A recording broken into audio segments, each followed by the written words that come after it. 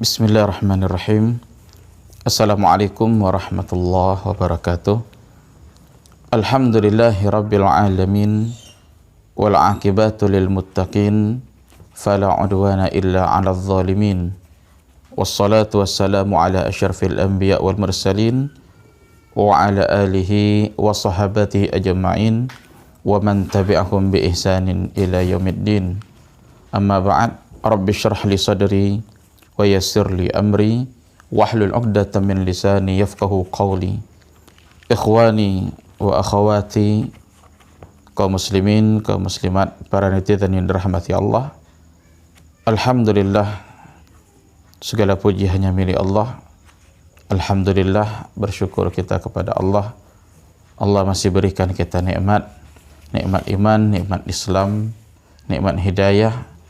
Alhamdulillah, Allah masih berikan kita nikmat untuk bisa hidup, untuk bisa beraktivitas melakukan ibadah. Semoga apa yang kita amalkan diterima oleh Allah Subhanahu wa taala. Salawat dan salam untuk Rasulullah sallallahu alaihi wasallam. Allahumma salli wa sallim wa barik ala Muhammad wa ala ali Muhammad. Ikhwani wa akhawati, a'azzani Allah wa iyyakum. Pada pertemuan sebelumnya kita sudah bahas tentang bagaimana sikap seorang muslim menyambut bulan suci Ramadan. Sudah kita jelaskan beberapa poin. Pertama, hendaklah kita bertaubat kepada Allah Subhanahu wa taala. Yang kedua, perbanyak doa di bulan ini agar Allah sampaikan umur kita ke bulan suci Ramadan. Kemudian perbanyak puasa sunnah Sya'ban sebagai latihan bagi kita untuk berpuasa di bulan suci Ramadan. Kemudian orang mukmin yang imannya kuat, imannya benar, tentu bergembira dengan datangnya bulan suci Ramadan, karena Ramadan adalah rahmat dan karunia dari Allah Subhanahu wa taala untuk kita sebagai pengampunan dosa, penyucian jiwa kita. Kemudian sebelum masuk bulan suci Ramadan, siapkan Al-Qur'anul Karim, karena Ramadan adalah syahrul Quran, bulan Al-Quran. Kemudian kita persiapkan juga harta, maksudnya hendaklah kita bersedekah di bulan suci Ramadan. InsyaAllah sedekah yang kita laksanakan pahalanya dilipat gandakan oleh Allah Subhanahu wa taala. Kemudian yang terakhir, hendaklah kita berilmu, menguasai hukum-hukum ataupun fikih yang berhubungan dengan bulan puasa. InsyaAllah pada kesempatan kali ini, ikhwani wa akhawati rahimani Allah wa iyyakum, kita akan membahas tentang fikih puasa. Fikih puasa Ramadan, apa itu puasa Ramadan, kemudian hukumnya, kemudian siapa saja yang diwajibkan untuk berpuasa di bulan suci Ramadan. Baiklah ikhwani wa akhawati rahimani Allah wa iyyakum, puasa disebut dengan as-siyam ataupun saum dari segi bahasa Arabnya. Sebagaimana di dalam Al-Quran Allah katakan, kama ya ayyuhalladzina amanu kutiba alaikumus siyam. Wahai orang yang beriman, diwajibkan atas kalian berpuasa. Kutiba alaikumus siyam. Siyam bahasa Arab yang bahasa kitanya berpuasa. Nah, apa makna daripada puasa? Puasa secara bahasa artinya al-imsak. Al-imsak maknanya menahan. Makna menahan di sini secara istilah adalah menahan diri dari hal-hal yang membatalkan puasa. Menahan diri dari hal-hal yang membatalkan puasa. Kapan kita mulai menahan? Min tulu'il fajar ila ghurubis syams, dari terbit fajar hingga tenggelam matahari. Dari terbit fajar artinya dari masuknya waktu subuh sampai tenggelam matahari, ma'aniyatit ta'abbud lillahi ta'ala, disertakan dengan niat ibadah lillahi ta'ala, ibadah karena Allah Subhanahu wa ta'ala. Ini definisi yang disebutkan oleh para ulama, definisi daripada saum ataupun puasa tersebut, yaitu menahan diri dari hal-hal yang membatalkan puasa. Apa saja yang membatalkan puasa? Di antaranya makan, minum, melakukan hubungan suami istri dan lain-lain. Insya Allah akan kita kaji khusus, fikih khusus tentang hal-hal yang batalkan puasa. Jadi menahan diri dari hal-hal yang batalkan puasa. Kapan kita mulai menahan? Dari terbitnya fajar. Di sini ikhwani wa akhwati rahimanallah wa iyyakum, perlu kita garis bawahi, mulai start puasa dari terbitnya fajar atau masuknya waktu subuh. Kita lihat di sebagian daerah atau di kalangan orang-orang awam, mereka menganggap mulai startnya puasa itu dari masuknya waktu imsak, yaitu 10 menit sebelum masuknya waktu subuh. Ini suatu hal yang keliru. Apa sebab? Karena kita tidak mendapati satu pun pendapat ulama yang menyatakan demikian. Imsak yang dibuat wallahu alam boleh jadi hanya kehati-hatian. Artinya apa? Seandainya kita bangun di waktu imsak 10 menit sebelum subuh, maka Allah Subhanahu wa ta'ala masih halalkan bagi kita untuk makan. Allah, Rasulnya belum mengharamkan bagi kita untuk makan. Artinya masih dihalalkan. Sebab mulai menahan dari masuknya waktu subuh. Di dalam Al-Quran Allah katakan, wa kulu washrabu. Wa kulu washrabu hatta yatabayyana lakumul khaytul abyad minal khaytil aswad minal fajar. Yaitu makan dan minum kalian sampai terang, sampai jelas, yaitu antara benang putih dan benang hitam, maknanya yaitu fajar, sebagaimana disebutkan oleh Allah Subhanahu wa taala di dalam Al-Qur'anul Karim. Ikhwani wa akhwati rahimanillahu wa iyyakum, dimulai dari terbitnya fajar hingga tenggelam matahari. Tenggelam matahari makna di sini adalah masuknya waktu maghrib. Nah, disertai dengan niat ibadah karena Allah Subhanahu wa taala. Nah, karena puasa ini ibadah, maka kita katakan tadi dibutuhkan ilmu. Di antara ilmu kita kuasai hendaklah kita ikhlas dalam menjalankan ibadah puasa, kemudian sesuai dengan tuntunan Rasulullah sallallahu alaihi wasallam. Ikhwani wa akhwati rahimanallahu wa iyyakum, kemudian pembagian puasa. Puasa terbagi dua, pertama puasa wajib, yang kedua puasa sunnah. Puasa wajib ini pun terbagi kepada 3 pembagian.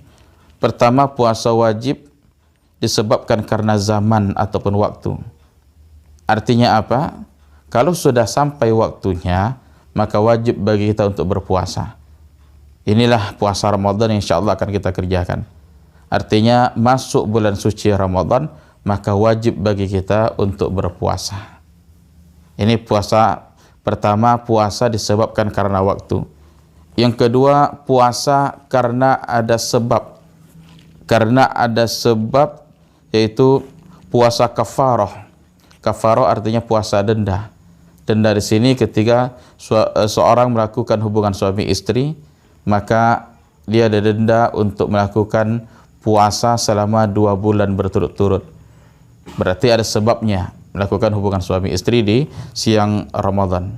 Kemudian puasa ketiga, puasa wajib, yaitu puasa seorang yang mewajibkan terhadap diri dia sendiri.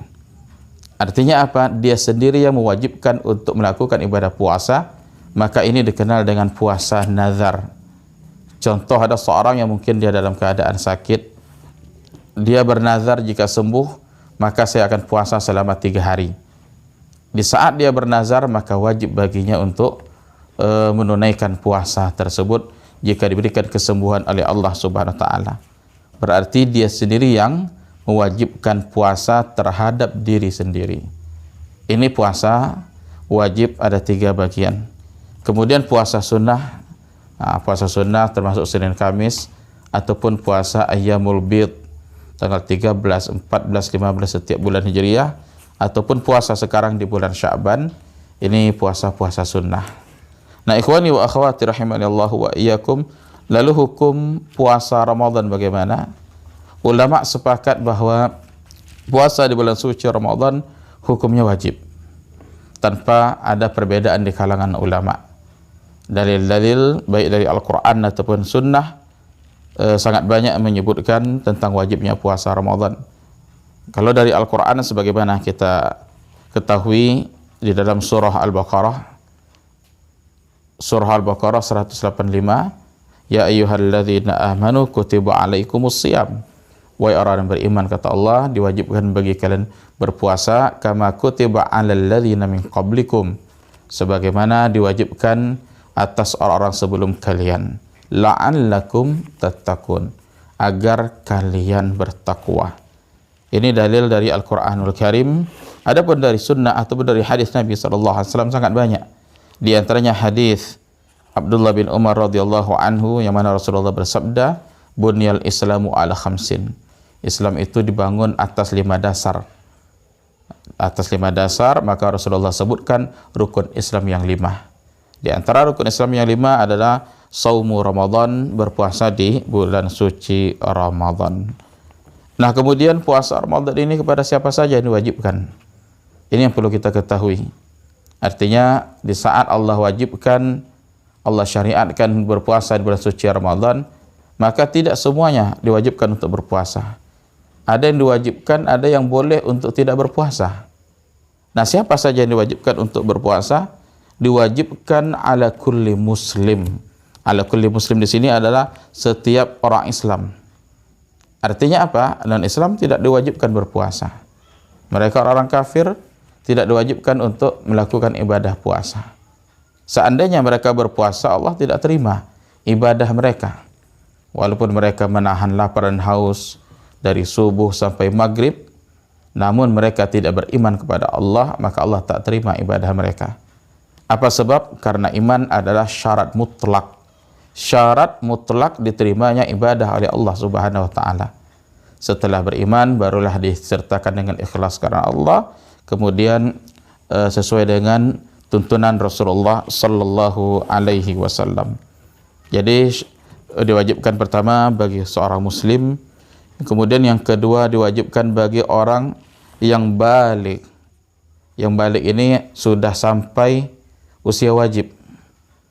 Dikatakan balik apabila seorang baik laki-laki ataupun perempuan sudah mimpi basah. Ini syarat dikatakan balik. Kemudian yang kedua, mohon maaf apabila sudah tumbuh rambut di sekitar kemaluan. Ini sudah dikatakan balik.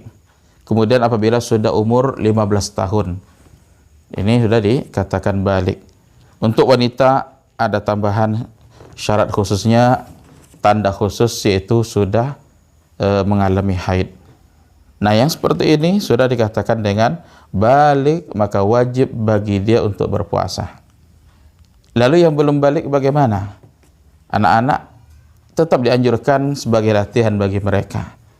Anak yang umur mungkin 7, 8, 9, 10 intinya belum balik, maka tetap dianjurkan dilatih mereka berpuasa. Nanti ketika mereka dewasa, ketika balik, mereka terbiasa untuk puasa. Sebagaimana salat, walaupun mereka belum balik, Nabi anjurkan untuk ajarkan mereka salat. Ajarkan mereka salat supaya terbiasa mereka untuk melaksanakan ibadah salat. Nah, begitu juga dengan ibadah puasa ini. Jadi yang kedua diwajibkan bagi seorang yang sudah sampai usia balik. Kemudian diwajibkan bagi orang yang berakal. Berakal di sini artinya yang sudah waras. Yang waras ya. Berarti yang tidak waras ataupun orang gila, maka tidak diwajibkan untuk berpuasa. Karena Nabi katakan rufi al-qalam an thalath. Allah angkat pena dari 3 hal. Dari 3 macam. Diangkat pena artinya tidak ditulis kesalahannya. Siapa saja? Yaitu orang gila sampai dia sadar, orang tidur sampai dia bangun, anak-anak sampai balik. Nah, jadi diangkat pena dari 3 hal, termasuk diantaranya orang yang gila sampai mereka sadar, sampai mereka normal. Nah, berarti diwajibkan bagi orang yang berakal ataupun yang waras. Kemudian puasa diwajibkan bagi orang yang sehat. Berarti yang sakit tidak diwajibkan berpuasa. Tidak diwajibkan berpuasa, namun ada keringanan bagi mereka. Namun bagi mereka tetap untuk mengqadha di luar Ramadan. Nanti insya Allah kita bahas pembahasan khusus tentang sakit, bagaimana yang dikatakan boleh tidak berpuasa.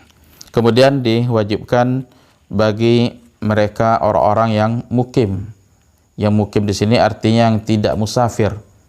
Adapun bagi mereka yang musafir tidak diwajibkan berpuasa. Di sana nanti ada pilihan apakah berpuasa atau tidak, mana lebih afdal. Insyaallah ada pembahasan khusus tentang hukum-hukum orang yang safar ketika berpuasa. Nah, kemudian puasa ini diwajibkan bagi seorang apabila suci dari haid dan nifas. Ini khusus untuk wanita ya. Artinya apa? Wanita haid tidak wajib berpuasa. Wanita dalam keadaan nifas tidak diwajibkan puasa. Berarti wanita yang suci inilah yang diwajibkan oleh Allah Subhanahu wa taala, diwajibkan oleh Rasulullah sallallahu alaihi wasallam untuk berpuasa di bulan suci Ramadan. Ikhwani wa akhwati a'azzani Allah wa iyyakum. Itulah kajian kita malam ini seputar fikih puasa. Semoga dapat kita pahami, semoga dapat kita amalkan, dan semoga Allah Subhanahu wa taala memberikan kita umur yang panjang untuk memasuki bulan suci Ramadan. Amin ya rabbal alamin. Wa sallallahu ala nabiyina Muhammad wa ala alihi wa sahbihi wasallam. Assalamualaikum warahmatullahi wabarakatuh.